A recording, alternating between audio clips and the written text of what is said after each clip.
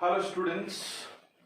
Now in today's lecture we are going to discuss about factors affecting rate of reaction, rate law, rate constant किसे बोलते हैं, how we define rate constant को कौन कौन से factor determine करते हैं, डिसाइड करते हैं, रेट ऑफ रिएक्शन को कौन से फैक्टर डिसाइड करते हैं, all that we need to study. Rate of reaction and rate constant को हम लोग लॉ ऑफ मास एक्शन पढ़ते time in the chapter of chemical equilibrium we have already studied, but in this we will study a different law that is known as rate law, and rate law is experimentally determined. तो let us start. Last lecture में हम लोगों ने पढ़ा था chemical kinetics के last lecture में कि रेट ऑफ रिएक्शन क्या होता है, factors affecting rate of reaction क्या होंगे, वो इस वीडियो में हम लोग कंटिन्यू करते हैं. तो factors affecting rate of reaction, factors affecting rate of reaction. rate of reaction को कौन कौन से फैक्टर अफेक्ट करेंगे? बहुत सारे फैक्टर्स होते हैं रेट ऑफ रिएक्शन को इंपैक्ट करने वाले.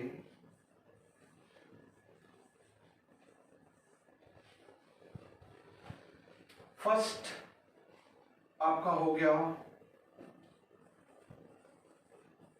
Nature of reactants and products, यानी कि nature of reaction. Second is temperature. Third is catalyst.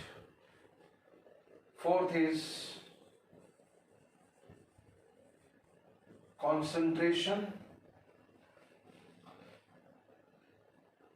This must be fifth, sixth, seventh. Then pressure, followed by it we have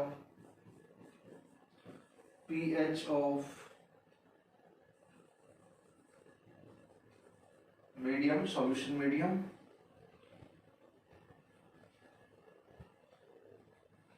Then we have dielectric constant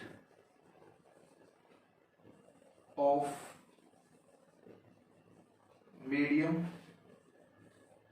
Then we have presence and absence of radiations or light. We have electric field and magnetic field.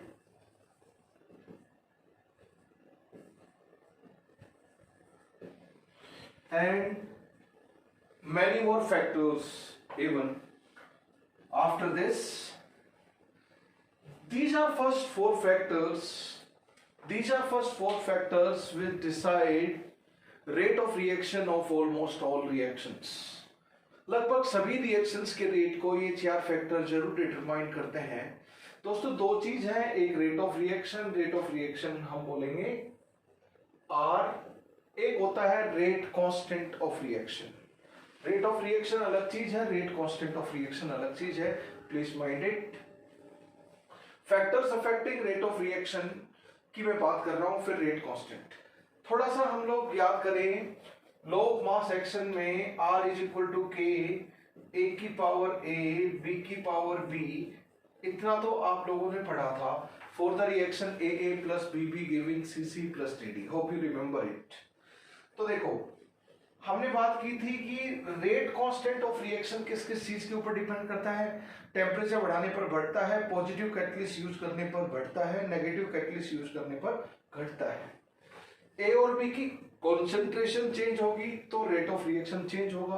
तो concentration rate of reaction के ऊपर dependency देता है. यहाँ पे nature of reaction अलग अलग nature of reaction है, रिएक्टेंट प्रोडक्ट है तो के अलग अलग है, हर रिएक्शन का के सेम होता तो हम उसको universal constant for all reactions याद ही कर लेते, पर ऐसा नहीं है। रेट कांस्टेंट की रिएक्शन अलग अलग रिएक्शन के लिए अलग अलग है, टेम्परेचर के ऊपर डिपेंड करता है और कैटलिस्ट के ऊपर डिपेंड करता है। तो जिन फैक्टर्स पे के डिपेंड करता है उन पे रेट ऑफ रिएक्शन तो डिपेंड करेगा ही करेगा, जिन पे रेट कांस्टेंट डिपेंड करता है उन फैक्टर्स पे रेट ऑफ रिएक्शन तो करेगा ही। क्यों? के चेंज होगा तो R is automatically going to change. A raise to, तो ए और बी की कॉन्सेंट्रेशन चेंज होगी तो रेट ऑफ रिएक्शन चेंज हो रहा है, तो rate of reaction dependent on concentration. ये टेम्परेचर बढ़ाने पर बढ़ता है तो रेट भी टेम्परेचर बढ़ाने बढ़ेगा।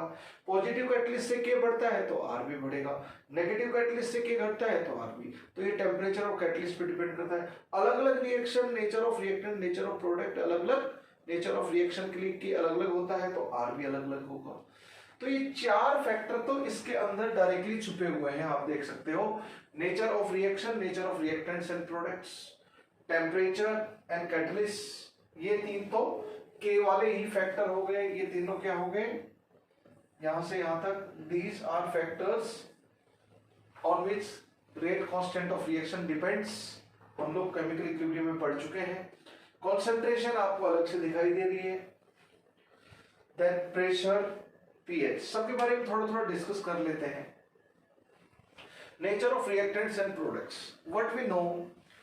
नेचर ऑफ रिएक्टेंट प्रोडक्ट में मैं नेचर ऑफ रिएक्टेंट्स की बात कर लेता हूं पहले। नेचर ऑफ रिएक्टेंट्स में पहले फिजिकल स्टेट ऑफ रिएक्टेंट्स। अगर गैसियस रिएक्टेंट है, लिक्विड रिएक्टेंट है, सॉलिड है, गैसियस में ज्यादा रैंडम मोशन होगा, ज्यादा अच्छे कोलिजन होंगे, सारे गैसियस होंगे रिएक्टेंट्स, तो होमोजेनियस मिक्सचर में इफेक्टिव कोलिजन ज्यादा होंगे। जितने ज्यादा कोलिजन होंगे उतने ज्यादा रेट ऑफ रिएक्शन होगी, प्रोडक्ट उतने ज्यादा इंटरेक्शन से बनेंगे, कोलिजन से इंटरेक्शन से ज्यादा कोलिजन होंगे, ज्यादा प्रोडक्ट बनेंगे गिवन टाइम में, तो रेट ऑफ रिएक्शन ज्यादा होगी।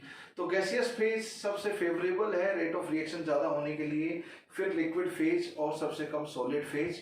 तो सॉलिड से लिक्विड से गैसियस फेज में अगर रिएक्टेंट होंगे तो रेट ऑफ रिएक्शन बढ़ेगा। जनरल ये फिजिकल स्टेट ऑफ रिएक्टेंट की मैं बात कर रहा था। Second is particle size, physical particle size of reactants. हम लोग जानते हैं कि जितने ज्यादा पार्टिकल का फ्रेगमेंटेशन कर दिया जाए रिएक्टेंट के मॉलिक्यूल, रिएक्टेंट पार्टिकल्स जो है वो तोड़ दिए जाए तो सरफेस एरिया बढ़ जाएगा। जितना सरफेस एरिया उतना ही ज्यादा इंटरेक्शन होगा रिएक्टेंट मॉलिक्यूल का और रेट ऑफ रिएक्शन फास्ट हो जाएगी। तो पार्टिकल साइज जितना छोटा होगा उतना ही फायदेमंद है रेट ऑफ रिएक्शन के लिए, लेकिन हद से ज्यादा छोटा पार्टिकल साइज भी नहीं होना चाहिए लिमिट के बियॉन्ड। उसके बारे में हम बाद में डिस्कस करेंगे, बट इतना आप समझते हो, generalise statement is greater the particle size of reactants greater the rate of reaction, बाकी चीजें सेम रखते हुए। थर्ड, अगर हम बात करें नेचर ऑफ रिएक्टेंट्स की, तो रिएक्टेंट्स की फिजिकल स्टेट हो गई, पार्टिकल साइज हो गया, और रिएक्टेंट अलग अलग होंगे तो डेफिनेटली रिएक्टेंट ही टोटली डिफरेंट हो गए तो रेट ऑफ रिएक्शन अलग होगी, क्योंकि अलग अलग रिएक्टेंट के लिए अलग अलग एक्टिवेशन एनर्जी होती है। तो नेचर ऑफ रिएक्टेंट्स में पार्टिकल साइज ऑफ रिएक्टेंट हो गया, फिजिकल स्टेट ऑफ रिएक्टेंट हो गया, and nature of chemical species, उनका केमिकल बॉन्ड कैसे हैं। जैसे नेचर ऑफ रिएक्टेंट्स में हम बात करें तो उनका केमिकल बॉन्डिंग की बात करें तो जितने स्ट्रॉन्ग बॉन्ड होंगे रिएक्टेंट मॉलिक्यूल में, जितने ज्यादा नंबर ऑफ बॉन्ड होंगे उतना ही तोड़ने में ज्यादा टाइम लगेगा, हेंस डिफिकल्ट होगा ब्रेकिंग और रेट ऑफ रिएक्शन कम हो जाएगा। तो nature of bonding state of reactant, physical particle size of reactant, physical state of reactant, ये सब नेचर ऑफ रिएक्टेंट के बारे में इंपॉर्टेंट पॉइंट्स हैं। तो ये अलग होंगे तो रेट ऑफ रिएक्शन अलग होगी। Second, temperature. हम लोग टेम्परेचर और कैटलिस्ट का effect on rate of reaction RNS theory में देखते हैं, वो हम लोग पढ़ भी चुके हैं केमिकल इक्विलिब्रियम में। इस चैप्टर में दोबारा से we will study to lot of numerical application on that. Temperature बढ़ता है तो रेट ऑफ रिएक्शन बढ़ती है। एक्सपेरिमेंटली ऐसा पाया गया कि if we increase temperature by 10 degree Celsius then rate of reaction becomes 2 to 3 times depending upon nature of reaction. अगर हम 10 डिग्री सेल्सियस से किसी रिएक्शन का टेम्परेचर बढ़ा देते हैं दोस्तों, तो rate of that reaction 2 times, 2.1 time, 3 time लगभग सभी रिएक्शंस की, not all but almost all reactions का रेट 2 times इंक्रीज हो जाता है for every 10 degree Celsius rise in temperature. Third is catalyst. Catalyst पे किस तरह डिपेंड करेगा रेट ऑफ रिएक्शन।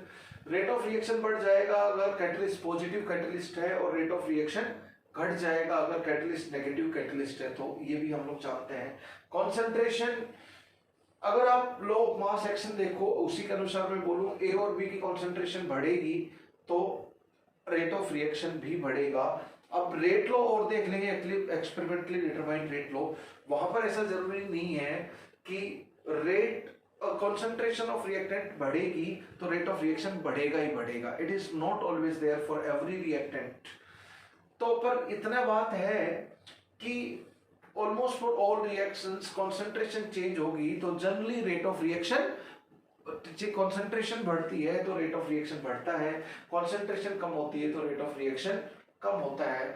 ऐसा हम ऑलमोस्ट फॉर ऑल रिएक्शंस बोल सकते हैं बट नॉट 100% टाइम। तो कॉन्सेंट्रेशन के ऊपर हमने देख ली, ये चार तो इसी इक्वेशन से सब कुछ समझ पाया जाता है। प्रेशर, भाई प्रेशर और कॉन्सेंट्रेशन तो अगर हम गैसियस केमिकल स्पीसीज है बात करें, PV is equal to nRT, gas का मोल पर यूनिट वॉल्यूम कर दें तो ये मोल पर लीटर गैस के लिए मोलरिटी है, तो P is equal to molar concentration CRT। तो अगर आपका कॉन्सेंट्रेशन ज्यादा रखना है गैसेस का तो प्रेशर भी ज्यादा रखना होगा, तो अलग अलग प्रेशर होगा तो अलग अलग ये कॉन्सेंट्रेशन होगी तो रेट ऑफ रिएक्शन अलग अलग होगा। तो ये हम देख सकते हैं इस रिलेशन से कि प्रेशर चेंज करने पर रेट ऑफ रिएक्शन चेंज होगा। पीएच ऑफ सॉल्यूशन, जैसे मैं एग्जांपल लूं, एक फेरोसाइनाइड को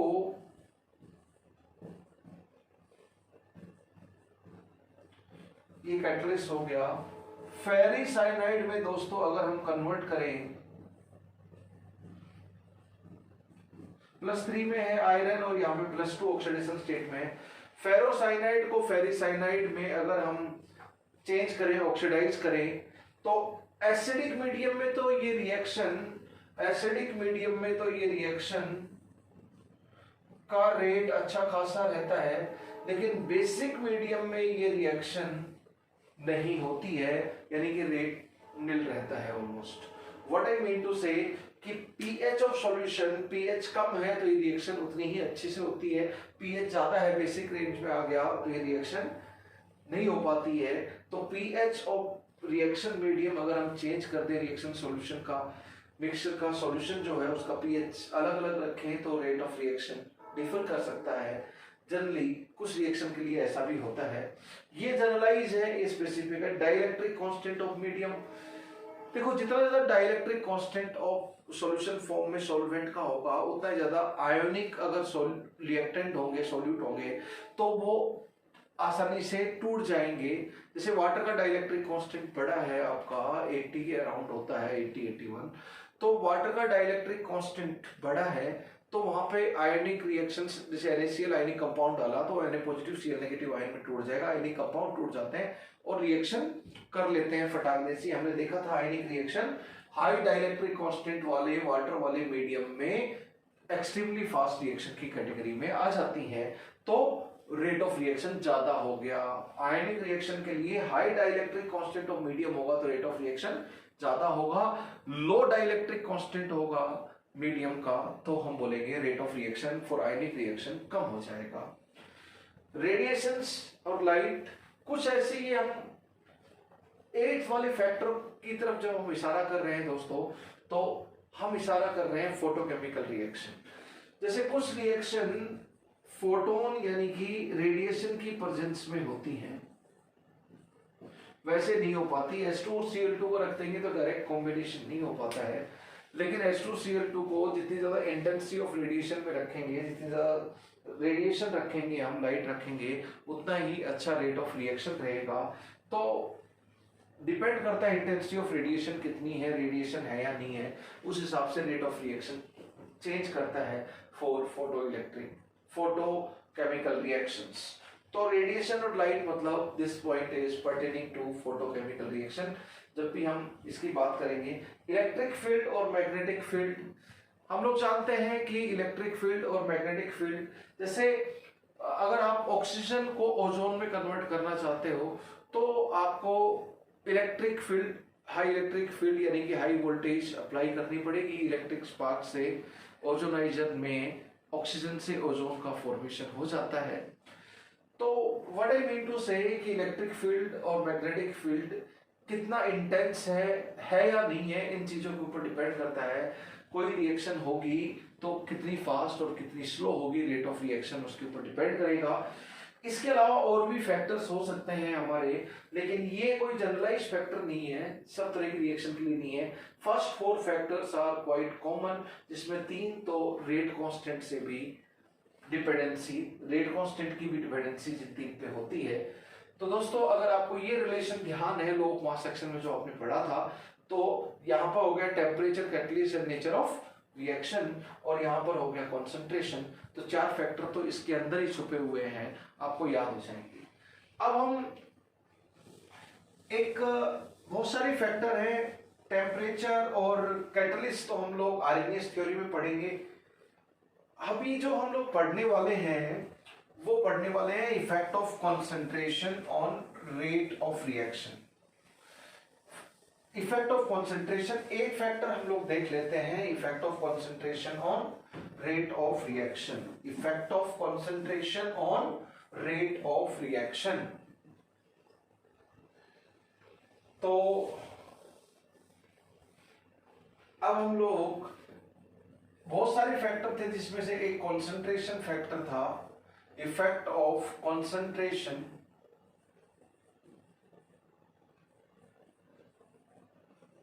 on rate of reaction.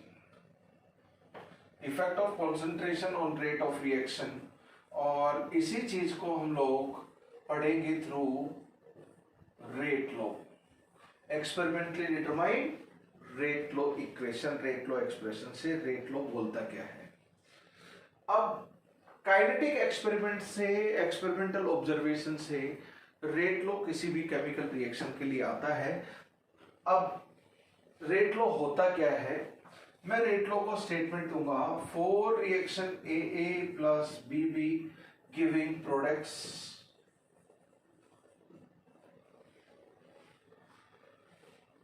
Giving products.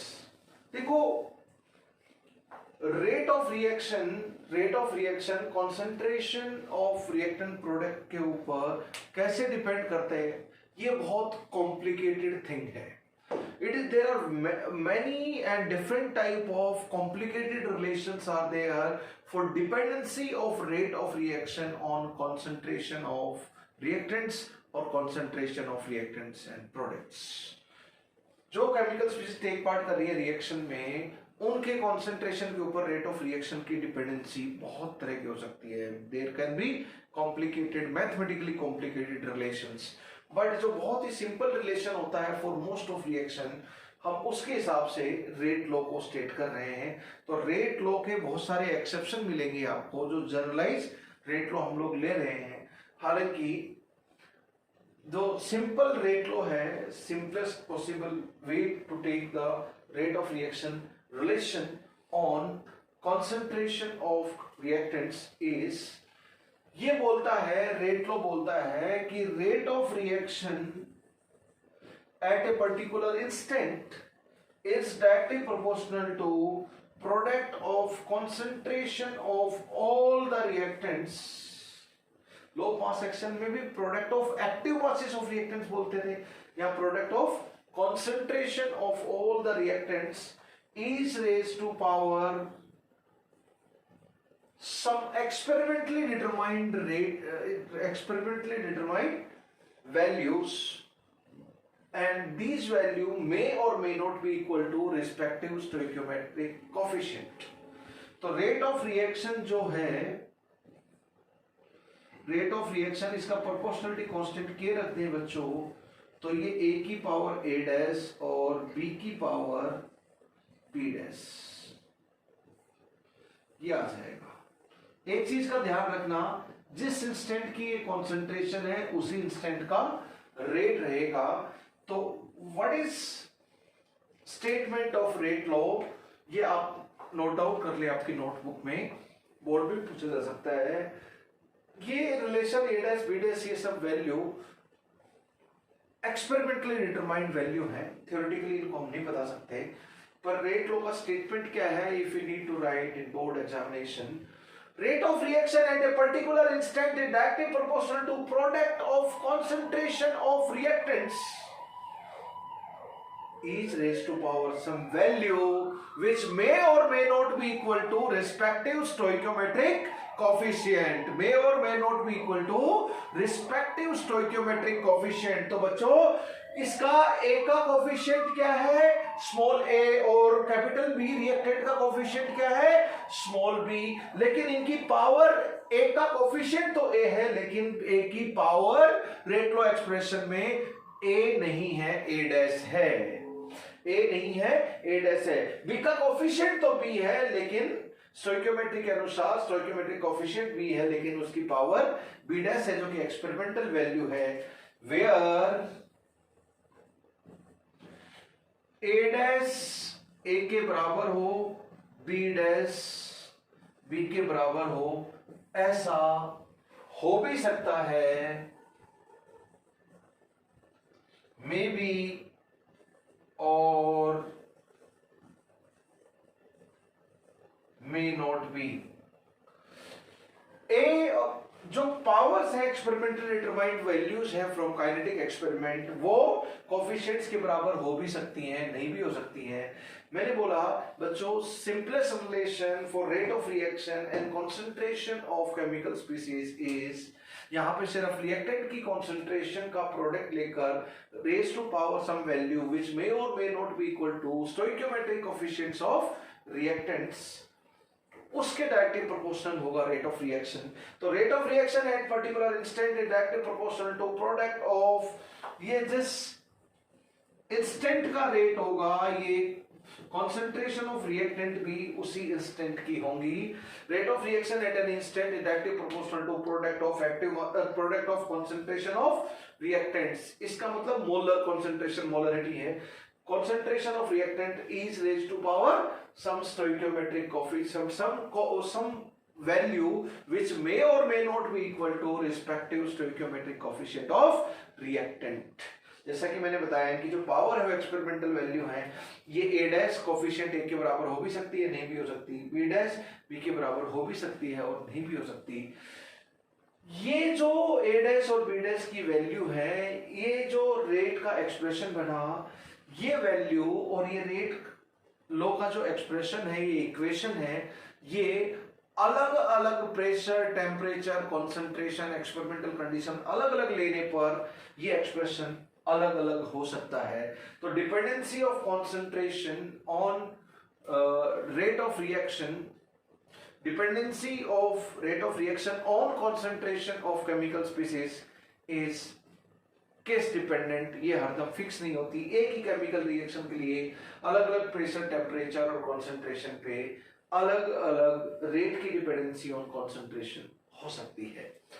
पर जनरलाइज जो मोस्ट कॉमन रिलेशन है उसमें product of concentration of reactant आता है ज्यादातर के लिए। हालांकि सभी के रेट सिर्फ रिएक्टेंट की कंसंट्रेशन के प्रोडक्ट के डायरेक्टली प्रोपोर्शनल होंगे ऐसे जरूरी नहीं है। जो मोस्ट कॉमन ऑब्जर्वेशन है वो ये है कि rate of reaction directly proportional to product of concentration of reactants.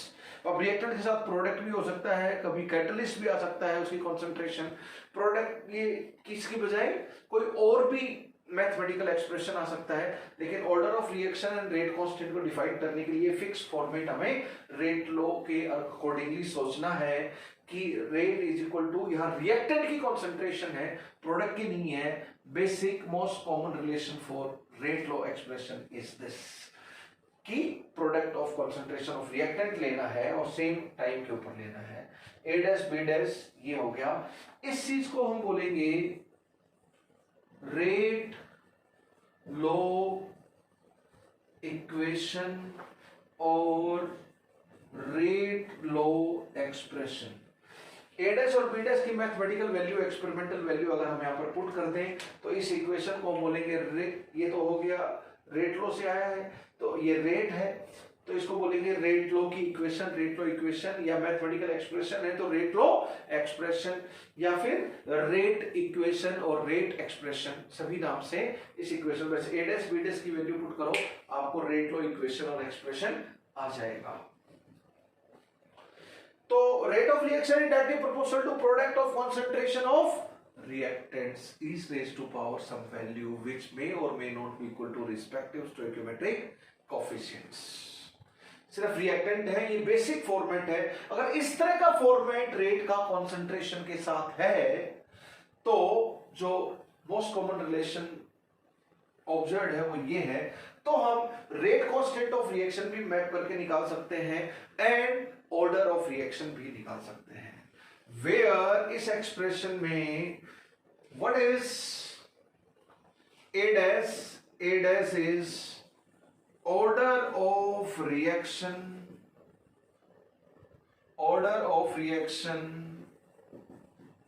with respect to reactant A, what is B dash order of reaction with respect to B।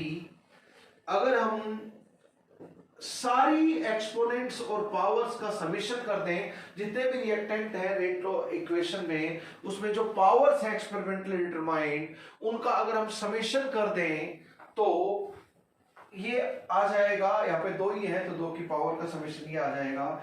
इसको हम लोग बोलेंगे बच्चों overall order of reaction, overall order of reaction. A dash and B dash purely experimental value है। Order of reaction, overall order of reaction बोलो या order of reaction, वो हम सभी पावर्स का एक्सपोनेंट का समेशन लेंगे। Order of reaction A dash और B dash +2 -2 positive integer negative integer, plus half minus half positive fractional negative fractional value, even it can be zero. तो order of reaction can be positive, can be negative, can be integral, can be fractional, can be even it can be zero. Order of reaction कुछ भी हो सकता है। Order of reaction can be positive negative integral value, I for integral, positive negative fractional value, even it can be zero। And order of reaction is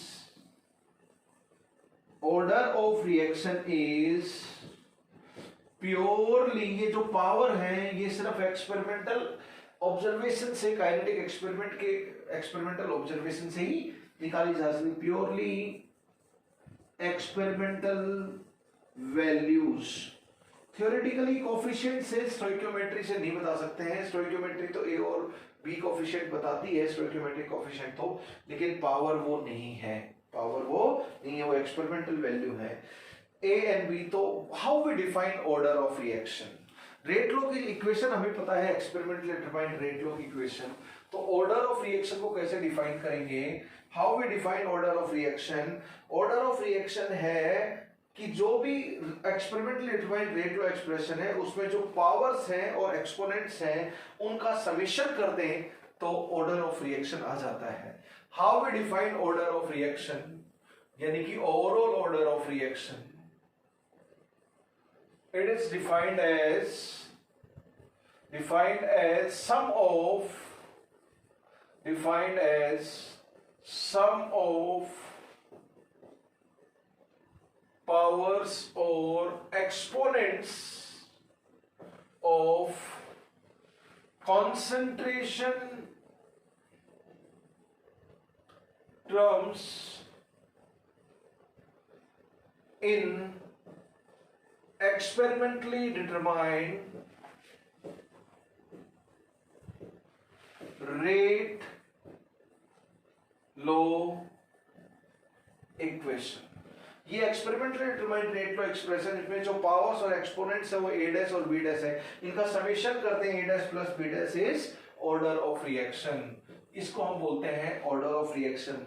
तो दोस्तों order of reaction can be +2 -2 +1 -1 positive negative integral value, plus 0.3 minus 0.3 plus 0.5 minus 0.5 positive negative fraction value even it can be zero. Order of reaction कुछ भी हो सकता है, वो experimentally determined value है। हम कौन कौन से तरह के एक्सपेरिमेंट है, कौन कौन से मेथड है जिनसे ऑर्डर ऑफ रिएक्शन निकाल सकते हैं, we will be discussing about that. तो ये ऑर्डर ऑफ रिएक्शन के बारे में हो गया। तो ऑर्डर ऑफ रिएक्शन को कैसे डिफाइन करेंगे कि order of reaction is defined as sum of powers और exponents of concentration terms as represented by as present in experimentally determined rate equation or rate law equation or rate expression or rate law expression।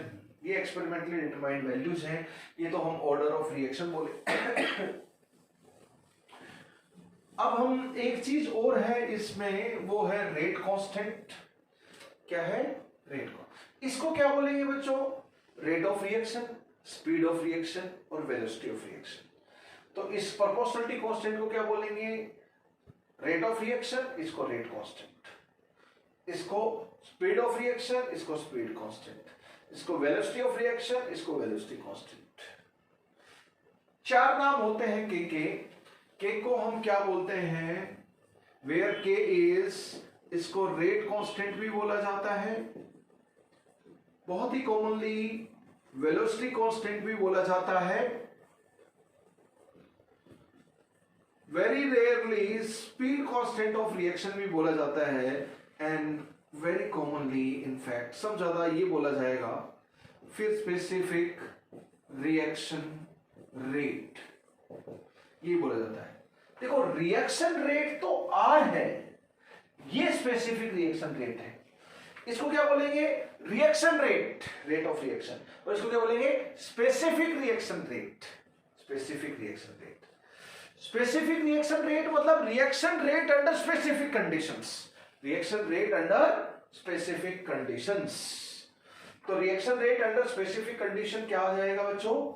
Reaction rate under specific condition K है आपका, reaction rate under specific condition K है। What are the specific condition? K को हम, K की CBSE definition क्या देंगे? CBSE definition of rate constant. देखो अगर हम हर रिएक्टेंट को यूनिमोलर ले लें, क्या ले लें? 1 मोलर कॉन्सेंट्रेशन ले लें हर की, तो ये स्पेसिफिक कंडीशन हो गई। तो आर क्या हो गया? के, एक की पावर ए डैश एन 1 की पावर बी डैश, हेंस के इज इक्वल टू आर। तो रेट कांस्टेंट क्या है? रेट ऑफ रिएक्शन के बराबर ही है, रिएक्शन रेट के बराबर ही है, but under specific condition of unimolar concentration of each and every reactant. तो सीबीएसई डेफिनेशन ये है कि रेट कांस्टेंट, इसका नाम स्पेसिफिक रिएक्शन रेट क्यों है? क्योंकि ये रिएक्शन रेट आर के ही बराबर है, के आर के ही बराबर है, but under specific condition. What are the specific condition? Take concentration of each and every reactant to be unity, यानी कि 1, यानी कि 1 मोलर। तो कैसे डिफाइन करेंगे? I am not writing, you need to write it. How we define rate constant? Rate constant may be defined as rate of reaction under specific condition, rate of reaction when concentration of each and every reactant is taken to be 1 molar. Rate constant of reaction may be defined as rate of reaction when concentration of each and every reactant is taken to be 1 molar. सारे reactant की concentration आप 1 molar ले लो और experimentally rate major कर लो, जो rate की value होगी वही स्पेसिफिक रिएक्शन रेट यानी कि रेट कांस्टेंट की वैल्यू होगी। तो दोस्तों रेट मतलब आर, रिएक्शन रेट मतलब आर, और स्पेसिफिक रिएक्शन रेट मतलब के। तो रेट कांस्टेंट ये है। अब रेट कांस्टेंट को हमने डिफाइन कर लिया। कौन कौन से फैक्टर्स हैं जो रेट कांस्टेंट को के ऊपर डिपेंड करते हैं? रेट कांस्टेंट की डिपेंडेंसी जिनके ऊपर होती है, लेट अस सी। तो factors affecting rate of reaction हम देख चुके, अब हम देखेंगे factors affecting rate constant of reaction. Factors affecting rate constant of reaction. तो factors affecting rate constant very commonly denoted as K. Factors affecting rate constant of reaction, उसमें सबसे पहले nature of reaction यानी कि nature of reactants and products. Second is temperature and third is catalyst. Fourth is concentration. Fifth is pressure. Sixth is time. ब्ला ब्ला ब्ला. बस ये 3 factor के ऊपर rate constant depend करता है. इन सब के ऊपर रेट कांस्टेंट डिपेंड नहीं करता. Why I have written them and then cancelled and then crossed? Why I have written these factors 4, 5, 6 and then I crossed them, then I cancelled them? Because students, you will make mistake while doing the questions. एक छोटी सी mistake होती है अनजाने जाने में, flow में. वो बोलेंगे factors affecting rate of reaction, तो कुछ देर पहले लिखे थे, ये तो 3 थे ही थे, बाकी के नीचे वाले भी थे. टाइम के साथ भी रेट ऑफ रिएक्शन चेंज करता है. Factors affecting rate of reaction अलग चीज है. Are factors affecting reaction rate constant के, बस ये है 3. ये अर्नेस्ट थ्योरी में पढ़ते हैं ये सारी चीजें, तीनों के तीनों फैक्टर अर्नेस्ट थ्योरी में हम लोग इन्वॉल्व कर लेते हैं फर्स्ट. इसमें जैसे जैसे पॉजिटिव कैटलिस्ट तो के बढ़ेगा, नेगेटिव कैटलिस्ट से के घट जाएगा रिएक्शन का. टेम्परेचर बढ़ेगा तो के बढ़ जाएगा. एक्सपेरिमेंटली ऑब्जर्व किया गया कि 10 डिग्री सेल्सियस से किसी के पर्टिकुलर केमिकल रिएक्शन का टेम्परेचर बढ़ा दिया जाए तो रेट कांस्टेंट ऑफ रिएक्शन बढ़ जाएगा. तो दीज आर सर्टेन थिंग्स. तो रेट लॉ एक्सप्रेशन से हमारा जो पावर्स का समीशन है उससे ऑर्डर ऑफ रिएक्शन आ जाएगा. अब देखो, अब हम एक चीज लिखते हैं. डिफरेंशियल फॉर्म में बहुत सारे रेट लिखे थे, instantaneous rate, differential rate law equation, differential rate law equation. अब देखो, रेट लॉ हमने पढ़ा और डिफरेंशियल फॉर्म में different rates of chemical species and rate of reaction का आपस में कोरिलेशन देखा. अब वो डिफरेंशियल फॉर्म में जो रेट लिखे उनका कोरिलेशन एंड रेट लॉ हमने लिखा, दोनों को अगर हम कंबाइन कर दें तो डिफरेंशियल रेट लॉ मिल जाएगा, एक डिफरेंशियल इक्वेशन मिल जाएगी. For reaction AA plus BB giving products, for reaction AA plus BB giving products. क्या लिखा था हमने? रेट हमने लिखा था इन फिक्स कोफिशिएंट के लिए. कोफिशिएंट चेंज कर देंगे तो रेट चेंज हो जाएगा, और अभी हम देखेंगे रेट कांस्टेंट भी चेंज हो जाएगा. क्यों? रेट लो, ये पहले हम ये देख लेते हैं डिफरेंट रेट्स के बीच में क्या रिलेशन है.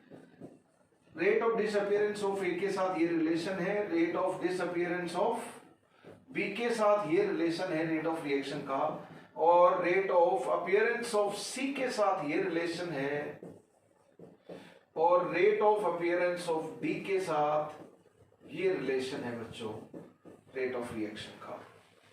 एंड ये तो हम लोग जानते हैं, ये डिफरेंशियल फॉर्म हो गई, D by D T, time के साथ डिफरेंशिएशन कर रहे हैं. ये डिफरेंशियल फॉर्म में सारे रेट्स आपस में, जिस इंस्टेंट की ये रेट है उसी इंस्टेंट के सारे रेट ऑफ केमिकल स्पीसीज है, rate of reactants and products है, rate of reaction with respect to reactants and products. फिर हम रेट लॉ से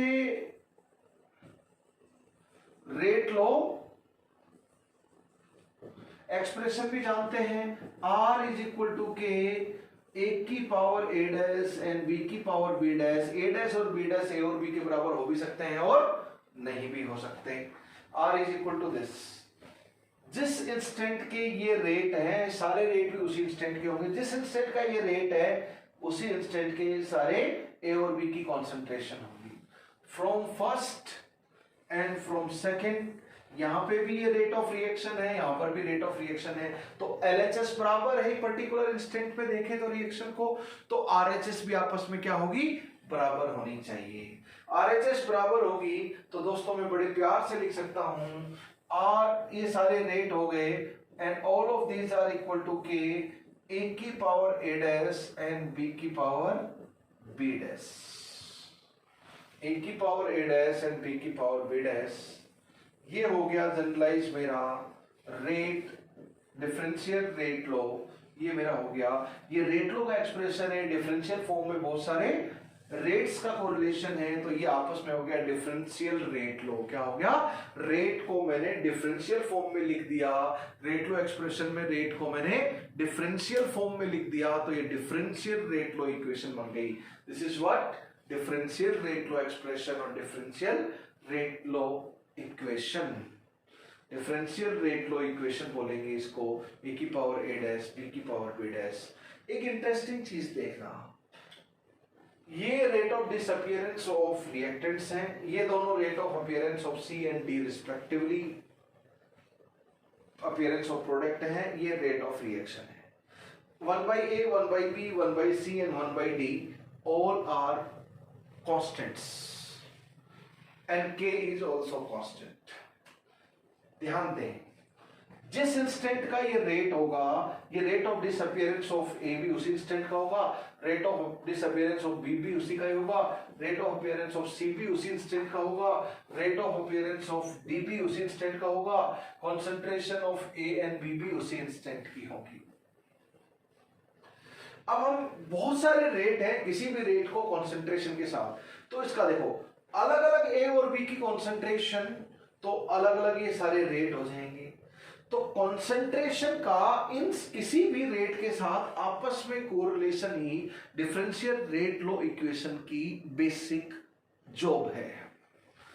तो what is the job of this? This is the correlation between concentration and rate. Concentration दे दिया जाए, rate पूछ दिया जाए, रेट दे दिया जाए कोई भी, बहुत सारे रेट टाइम में से कोई भी, और कॉन्सेंट्रेशन पूछ ली जाए, तो आप न्यूमेरिकल में डिफरेंशियल रेट लो इक्वेशन को याद करें। तो आप न्यूमेरिकल में डिफरेंशियल रेट लो इक्वेशन को याद करें बच्चों। So this is the relation, differential rate low relation between concentration and, concentration put करोगे तो कोई भी रेट आ जाएगा, और रेट पुट करोगे तो कॉन्सेंट्रेशन। अब देखो, एक पर्टिकुलर रिएक्शन है, तो बताओ एक की कॉन्सेंट्रेशन का चेंज मान लीजिए फिक्स टाइम में जितना हो रहा है उतना ही हो रहा है, और ए और बी की जो कॉन्सेंट्रेशन है वही है पर्टिकुलर इंस्टेंट पे, और जितनी चेंज हो रही है वो भी फिक्स है, एक्सपेरिमेंटल गिवन कंडीशन पे रिएक्शन हो रही है, तो पर्टिकुलर रिएक्शन। इस रिएक्शन को पूरा CC प्लस DD लिख देता हूं कंप्लीटली।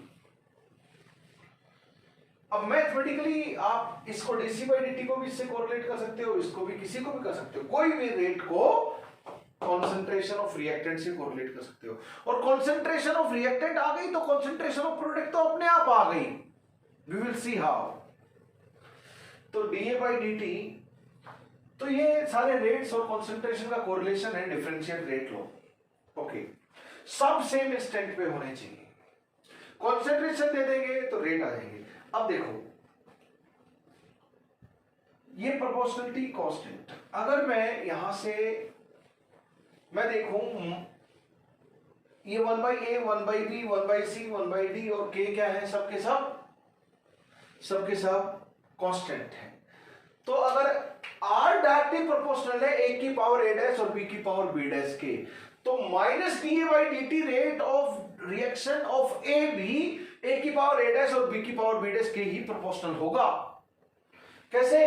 1/A है, ये K है, K भी कांस्टेंट, 1/A भी कांस्टेंट, तो उधर चला जाएगा K मल्टीप्लाइड बाई A, वो कांस्टेंट हट जाएगा, तो माइनस dA/dt क्या आ गया?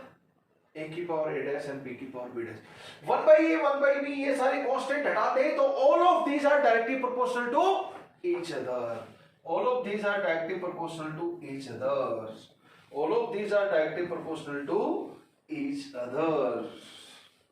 All of these are directly proportional to each other. तो ये रेट भी a की पावर a डैश b की पावर b डैश के प्रोपोर्शनल है। dc by dt rate of appearance of c भी a की पावर a डैश और b की पावर b डैश के, और रेट ऑफ रिएक्शन भी a की पावर a डैश और b की पावर b डैश के प्रोपोर्शनल है। मैं उसी ओरिजिनल फॉर्मेट में लिख देता हूं एक बार दोबारा से, 1 by b 1 by c 1 by d। Okay, सब सारे रेट और कॉन्सेंट्रेशन डिफरेंशियल रेट इक्वेशन है सेम इंस्टेंट के होने चाहिए। क्या काम है डिफरेंशियल, कॉन्सेंट्रेशन दे तो रेट पूछ लो, कोई भी एक रेट, ये ज्यादा भी, और रेट दे दो तो कॉन्सेंट्रेशन पूछ लो। ऐसा जब सिचुएशन बने न्यूमेरिकल में तो परमवीर सर का नाम लेके आप डिफरेंशियल रेट लो इक्वेशन का इस्तेमाल कर लें। ओके, अब मैं एक पॉइंट बता रहा था, और ये हो गया कि देखो, मैं अगर बोलूं minus D A by D T, ये सब उसी इंस्टेंट पे है, ये तो सबको समझ में आ गया, तो मैं हटा देता हूं ताकि it will be reasonably easy to write for us rather than writing TT many times. Rate of reaction of A, rate of reaction क्या हो जाएगा, K multiplied by A की पावर A डैश और B की power B dash. अगर मैं dc by dt एक और लिख लूं रेट ऑफ अपीयरेंस में, तो क्या हो जाएगा, k multiplied by c a की power a dash and b की पावर b डैश, मैंने जस्ट लिखा है। और r क्या था आपका, k a की power a dash and b की पावर b डैश। एक चीज ऑब्जर्व करो आप, रेट ऑफ रिएक्शन हो, rate of reaction of a हो, rate of reaction of c हो, कोई भी रेट हो, सब में जो फर्क है वो कांस्टेंट का है, बाकी तो सब कुछ सेम है। All are directly proportional to a की पावर a डैश b की पावर, तो सारे के सारे rates same proportionality with respect to concentration रखते हैं, पॉइंट नंबर 1। दूसरा, बस वो जो कांस्टेंट रहेगा, प्रोपोर्शनलिटी कांस्टेंट, वो अलग रहेगा, r में k रहेगा, बाकी सब में k multiplied by coefficient of that reactant. dA by dt में a का कोएफिशिएंट स्मॉल a है, dc by dt में उसका कोएफिशिएंट स्मॉल c है, तो rate constant multiplied by c करके, rate constant multiplied by coefficient करके अलग कांस्टेंट आ जाएगा, बाकी प्रोपोर्शनलिटी कांस्टेंट अलग है, लेकिन डायरेक्टली प्रोपोर्शनल का relation is quite alike. Okay, एक चीज और बताता हूं मैं, बहुत इंटरेस्टिंग। अगर आप कोएफिशिएंट चेंज कर दो, देखो सबसे पहले r इज इक्वल टू के a की पावर a डैश और b की पावर b डैश, ये एक रिएक्शन है। अब मैंने क्या किया कि 2 से मल्टीप्लाई कर दिया इसको, तो रेट कांस्टेंट चेंज होगा क्या, नहीं। a और b की कंसंट्रेशन चेंज नहीं होने वाली, यहां पे कोएफिशिएंट पेन पेपर से चेंज कर दें तो a और b की एक्सपेरिमेंटल वेसल में जो एक्सपेरिमेंटल कंडीशन पे a और b की कंसंट्रेशन है वो चेंज नहीं होने वाली, एक पर्टिकुलर इंस्टेंट में हो ही रहेंगी जो है एक्सपेरिमेंटली, तो ये वैल्यू चेंज नहीं होगी कोएफिशिएंट चेंज करने पर हम जानते हैं कोएफिशिएंट डबल कर दें तो रेट आधा हो जाता है, कोएफिशिएंट ट्रिपल कर दें तो रेट बाद का पहले से 1/3 हो जाता है। तो ये रेट चेंज होगा तो के को चेंज होना ही पड़ेगा, रेट कांस्टेंट को चेंज होना ही पड़ेगा, क्योंकि ये तो चेंज होते नहीं है। तो व्हाट आई मीन टू से, for a particular reaction,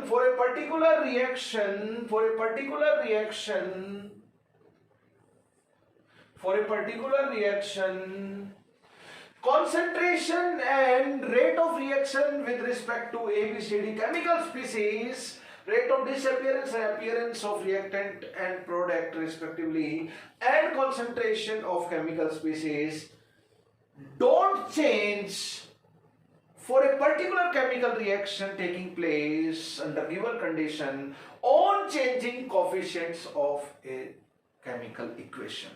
chemical equation के coefficient चेंज करने पर ये गोली वाले चीजें चेंज नहीं होंगी, तो क्या चेंज होगा, कोफिशिएंट चेंज करने पर ए बी सी डी की वैल्यू चेंज हो जाएगी, तो वो एडजस्ट हो जाएगी। यहाँ पे ए बी सी डी की जैसे सब जगह 2 से मल्टीप्लाई करूं तो ये ए की बजाय 2a, बी की बजाय 2b, सी की बजाय 2c। फॉर एग्जांपल मैं बात करूं, ऐसा हो गया मेरा, तो क्या हो जाएगा मेरा, सब जगह कोफिशिएंट ये आ जाएंगे इस बार, अब ये आ जाएंगे, ये तो वही वैल्यू है पुरानी, अब 1/d तो पहले था, अब 1/2d हो गया, तो ये पूरी वैल्यू चेंज हो गई, ये उतना ही है तो इसको तो चेंज होना पड़ेगा मजबूरी में। तो ये क्या हो गया, k डैश हो गया, और ये क्या हो गया, इसको भी चेंज होना पड़ेगा इक्वेशन सेटिस्फाई करने के लिए, r डैश हो गया। तो on changing the coefficient for a given chemical reaction taking place under given set of condition, on changing the coefficient of chemical equation, rate of reaction does change, rate constant of reaction does change, but concentration of reactant product don't change, rate of disappearance and appearance of reactant product don't change. Guys, these are certain important things. मैं एक दो चीज और discuss कर लेता हूं आप लोगों के साथ, then we will wind up this lecture. के बारे में हम लोग बात कर चुके हैं, अब हम बात कर लेते हैं unit of R, unit of rate of disappearance, of rate of appearance और रेट ऑफ रिएक्शन, कोई भी रेट की यूनिट सबकी सेम होगी। Unit of R, rate of reaction, बताओ क्या थी, चेंज इन कॉन्सेंट्रेशन पर unit time is rate of reaction, यही था। ये AT2 minus AT1, molarity minus molarity, unit तो मोलरिटी ही रही, तो इसकी यूनिट क्या रह गई, मोलर, इसको m लिखो, या फिर मोलर को मोल पर लीटर भी लिख सकते हैं, और इसकी यूनिट तो टाइम वाली कोई भी हो गई, सेकंड हो गई, मिनट हो गई, आर हो गई, ईयर हो गई, कुछ भी हो सकती है।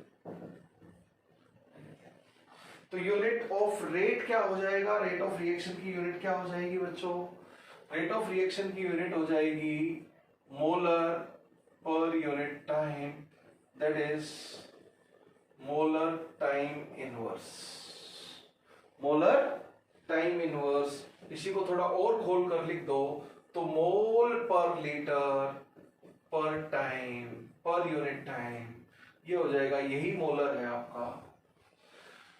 ओके, अगर आप change in concentration, change in pressure लेकर चलो तो यहाँ पे एटीएम आ जाएगा, मिलीमीटर ऑफ एचजी, एटीएम पर सेकेंड, मिलीमीटर ऑफ एचजी पर सेकेंड।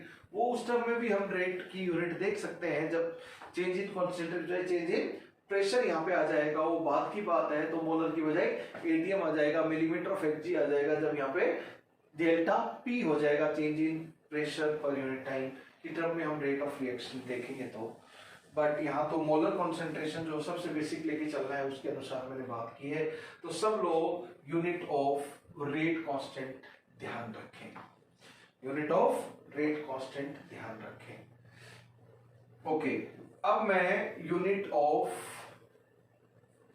के की बात कर रहा हूं, यूनिट ऑफ रेट कांस्टेंट सबको याद होनी चाहिए। अब मैं यूनिट ऑफ रेट कांस्टेंट की बात कर रहा हूं, यूनिट ऑफ रेट कांस्टेंट। अब बताओ, के ए की power A dash and B की पावर बी डैश, तो इसकी यूनिट क्या हो गई, मोलर टाइम इनवर्स आर की, यूनिट ऑफ रेट कांस्टेंट ये क्या हो जाएगा, मोलर की power A dash multiplied by molar की पावर बी डैश। तो इसको हम लोग लिख सकते हैं molar time inverse is equal to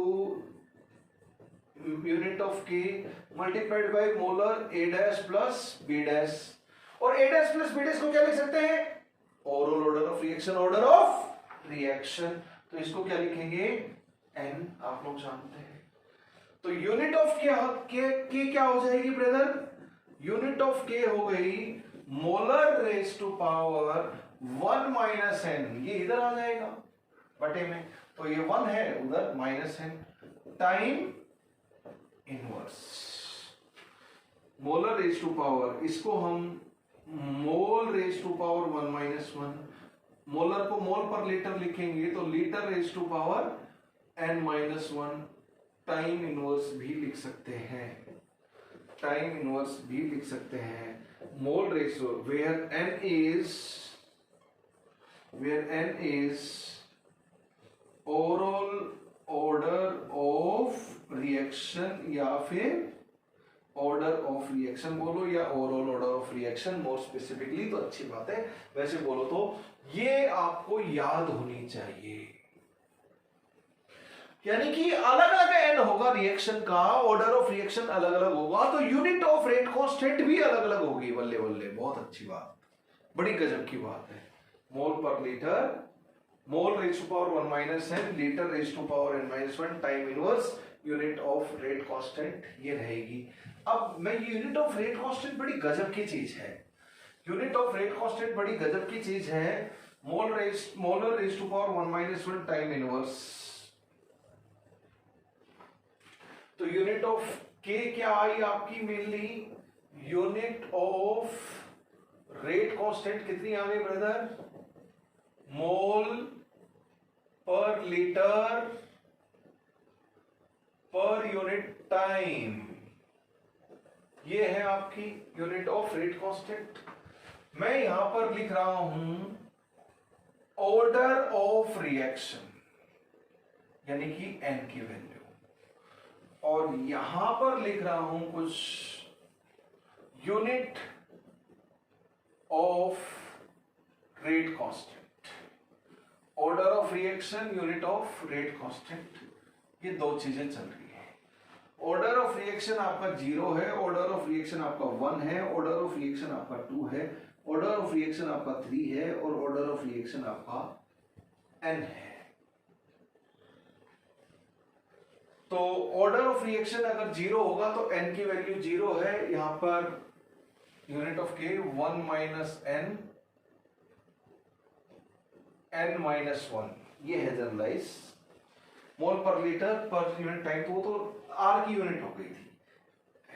बताओ n की वैल्यू 0 पुट करोगे तो क्या आ गया, मोल पर लीटर पर यूनिट टाइम, n की वैल्यू 0 पुट कर दो उधर, n की वैल्यू 1 पुट कर दो, तो 1 पुट करोगे तो मोल की पावर 0, लीटर की पावर 0, और सिर्फ टाइम इनवर्स आ जाएगा, सिर्फ टाइम इनवर्स आ जाएगा, ओनली टाइम इनवर्स आएगा, मोल और लीटर गायब हो गया है फर्स्ट ऑर्डर रिएक्शन के रेट कांस्टेंट के लिए। n की वैल्यू 2 पुट करें तो ये mole raise to power -1, litre raise to power 1, time inverse, तो ये क्या आ गया, mole raise to power -1, litre +1 and time inverse. n की वैल्यू 3 पुट करें, n की वैल्यू 3 पुट करो तो mole raise to power -2, litre raise to power +2, time inverse, and generalise क्या आ गया, mole raise to power 1 - 1, litre raise to power n-1, and time inverse. देखो mole और लीटर सब में आ रहा है, this is same as unit of R. For zero order reaction, unit of rate constant and unit of rate of reaction are same. Agree? यही तो unit of rate था, यही यूनिट ऑफ रेट कांस्टेंट आ गया। For zero order reaction unit of rate constant and unit of rate of reaction are same. मैंने table क्यों बनाई है, n की वैल्यू पुट करके क्यों बड़ा काम नहीं किया, लेकिन I want to convey a important message to you because this is something useful. मैं इसके बारे में थोड़ा डिस्कस करना चाहता था क्योंकि ये हमें काम आएगा व्हाइल डूइंग द क्वेश्चंस। कैसे, सिर्फ मोल और लीटर गायब ही हो गए, सिर्फ time inverse, second inverse, minute inverse, are inverse, year inverse, month inverse, day inverse, इस तरह टाइम इनवर्स यूनिट हो किसी रेट कांस्टेंट की तो तुरंत समझ आना ये फर्स्ट ऑर्डर काइनेटिक्स का क्वेश्चन है। यूनिट ऑफ रेट कांस्टेंट अलग अलग ऑर्डर के लिए अलग अलग होती है। यूनिट ऑफ आर तो सेम होती है, यूनिट ऑफ के अलग होती है अलग अलग ऑर्डर ऑफ रिएक्शन के लिए। बस इसी चीज का एडवांटेज लेंगे, यूनिट ऑफ के अलग अलग होगी दोस्तों, यूनिट ऑफ के अलग अलग होगी दोस्तों, तो यूनिट पहचान कर हम ऑर्डर तुरंत पकड़ लेंगे।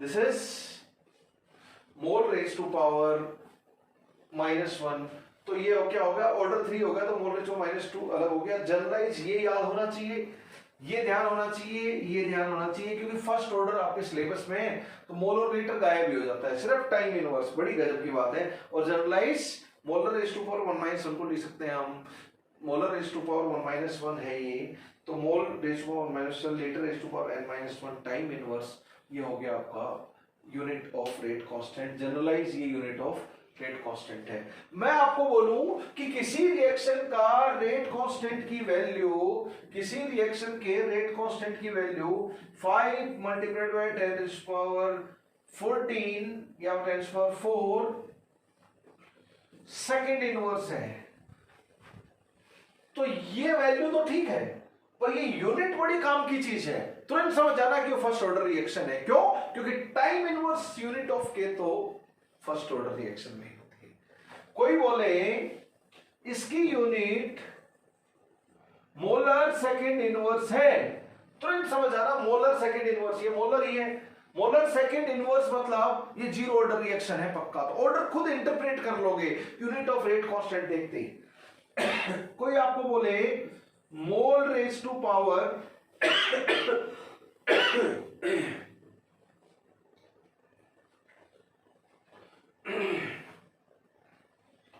मोल रेज टू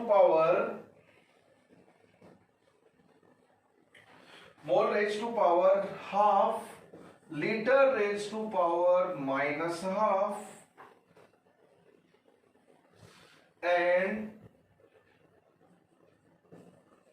सेकेंड इनवर्स है, तो ये मोल रेज टू पावर क्या होता है 1/n होता है, तो n की वैल्यू कितनी हो गई हाफ, यानी कि ये हाफ ऑर्डर रिएक्शन का रेट कांस्टेंट है। तो जिस रिएक्शन की हम बात कर रहे हैं उसका ऑर्डर तो पता चल गया सिर्फ यूनिट ऑफ रेट कांस्टेंट देखते ही। कोई बोले कि मोल रेज टू पावर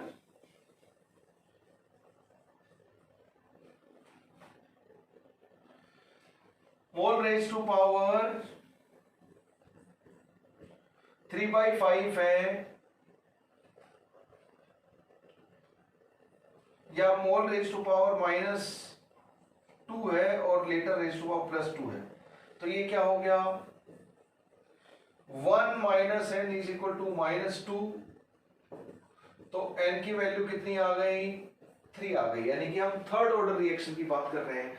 तो दोस्तों unit of rate constant is important, unit of rate constant is important. बहुत ही फ्रूटफुल डिस्कशन हम लोगों ने किया इस लेक्चर में दोस्तों। Let us wind up here, काफी लंबा लेक्चर हो गया है, तो जस्ट एक बार मैं सिनॉप्सिस करता हूं पूरे लेक्चर को वाइंड अप करने से पहले। Let us have finishing touch to the lecture. दोस्तों सबसे पहले हमने बात की रेट लॉ की, rate of reaction directly proportional to product of concentration of reactant. Rate of reaction का कंसंट्रेशन के साथ बहुत सारे कॉम्प्लिकेटेड रिलेशन हो सकते हैं मैथमेटिकली, बट बहुत कॉमन और नॉर्मल जो रिलेशन होता है वो सिर्फ rate is directly proportional to product of concentration of reactants only raised to power something something। जो पावर होंगी वो एक्सपेरिमेंट डिटरमाइंड ऑर्डर होंगी और वो ऑर्डर ऑफ रिएक्शन को बताती हैं।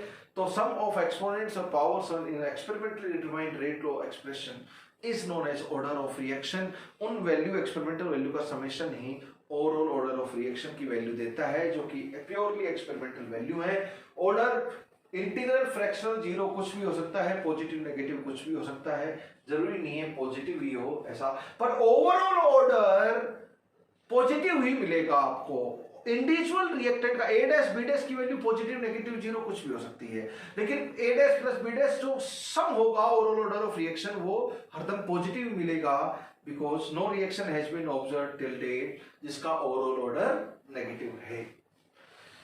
फिर हम लोगों ने बात की कि rate constant specific reaction rate भी बोलते हैं, because it is equal to rate of reaction under specific condition. What are the specific condition? Take every reactant to be 1 molar, तो उस केस में जो भी rate of reaction experimentally measure करेंगे वही reaction rate constant, rate constant की value के की वैल्यू होगी।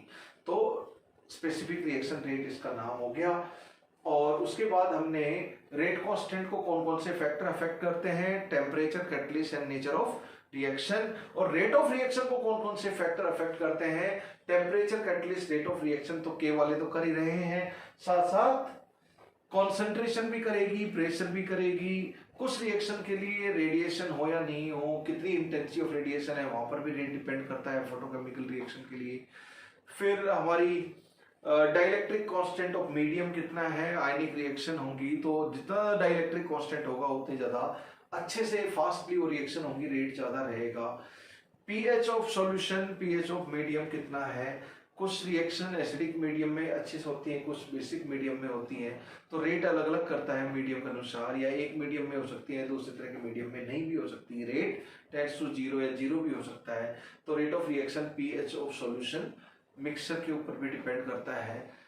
सो there are many more factors, electric field और मैग्नेटिक फील्ड एब्सेंट है, प्रेजेंट है, इलेक्ट्रिक और मैग्नेटिक फील्ड की स्ट्रेंथ कितनी है उसके ऊपर भी रेट ऑफ रिएक्शन डिपेंड करता है। Many other factors are also there, but pressure, concentration, nature of reaction, temperature and catalyst are 4 factors which are very commonly deciding the rate of reaction for almost all reactions. Guys and girls, unit of rate constant is very important. Unit of R आया molar time inverse, mole per liter time inverse, और unit of rate constant आपका आया mole raised to power 1 minus 1, liter raised to power n minus 1 time inverse. जब first order की बात करें, generalise nth order है, first order की बात करें, n का मतलब ओवरऑल ऑर्डर ऑफ रिएक्शन है, तो मोल और लीटर नहीं आता, सिर्फ time inverse, month inverse, day inverse ही। आपके सिलेबस में फर्स्ट ऑर्डर रिएक्शन है, इसलिए आपके सिलेबस में रेट कांस्टेंट की unit mainly minute inverse, second inverse, time inverse यही मिलने वाली है ज्यादातर क्वेश्चन में, क्योंकि most of question will belong to first order kinetics. दोस्तों, keep learning, keep growing, keep shining, be positive in life। यहीं पे इसको वाइंड अप करते हैं। Let us give finishing touch to it by saying जय हिंद, जय भारत।